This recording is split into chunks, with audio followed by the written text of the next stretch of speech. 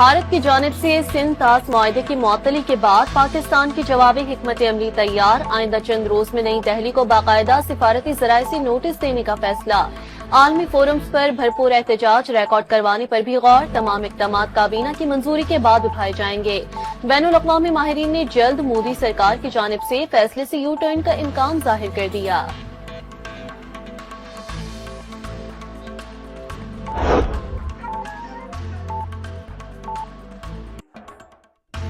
امریکی think tank نے سندھ طاس معاہدے سے بھارت کی علیحدگی ناممکن قرار دے دی۔ دریائے سندھ کا بہاؤ یا رخ موڑنا بھارت کے بس کی بات نہیں۔ واشنگٹن میں قائم centre for strategic and international studies کی رپورٹ میں اعتراف۔ یہ درائے چناب ہے، یہ تو انشاءاللہ سدا ایسے ہی بہتا رہے گا، لیکن ہماری نسلیں بھی انشاءاللہ جو ہے نا وہ تمہیں ایک قطرہ پانی بھی بند کرنے کا جو ہے نا وہ موقع نہیں فراہم کرے گی۔ وہ جو ہمیں سرحد پار بیٹھے پانی بند کرنے کا نام لیتے ہیں، یہ ویڈیو ان کو دکھانے کے لیے ہے کہ آپ کے اور آپ کی 7 نسلیں بھی پاکستان کا پانی نہیں بند کر سکتی۔ بھارت دھمکیاں دے کر بھی پاکستان کا پانی بند نہ کر سکا، چناب سمیت مقبوضہ کشمیر سے آنے والے دریاؤں میں پانی تیزی سے رواں دواں، پاکستانی شہری دریا کنارے کھڑے ہو کر مودی سرکار کا مذاق اڑانے میں مصروف رہے۔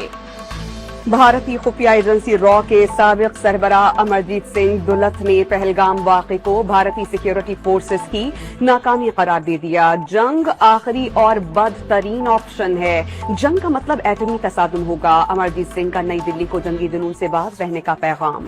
پہلگام ڈرامے پر را کی خفیہ دستاویزات میڈیا پر کیسے آئی؟ بھارتی ڈیفنس انٹیلیجنس ایجنسی کے D G general D S Rana کی عہدے سے چھٹی، جبری ڈیوٹی پر کالا پانی بھیج دیا گیا۔